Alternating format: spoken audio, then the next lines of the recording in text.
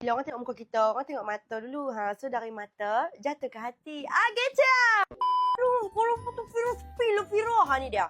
1 Minute Miracle. Kalau hampa beli 1 Minute Miracle punya maskara ni, hampa akan dapat free curler siap-siap dah. Kepek dulu bulu mata hampa. Dulu dia pun best nak mampu walaupun plastik, tapi hang tengok mencanak naik bulu mata aku. Hampa ambil maskara, tengok bawah, hampa buat macam ni. Zigzag. Lepas tu hampa boleh berui bulu mata hampa sampai dia mencanak naik lagu tu. Maskara 1 Minute Miracle ni best hampa. Tengok dia tak buat clumpy pun bulu mata kita. Dia canak naik satu-satu. Ni before, ni after tu. Bawah pun kalau hampa tak mau comot, slow lah. Jangan laju-laju. Nampak tak? Dia panjang macam mana. Tadi tak nampak, terus nampak bulu mata bawah kita. Ni before, ni after. Tada!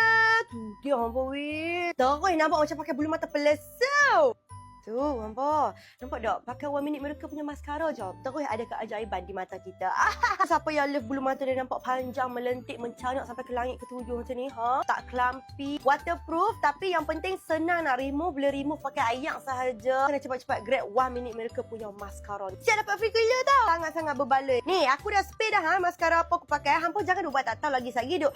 Fira tak spill pun maskara. Fira bila nak spill maskara aku tabuh Happy beli lekat.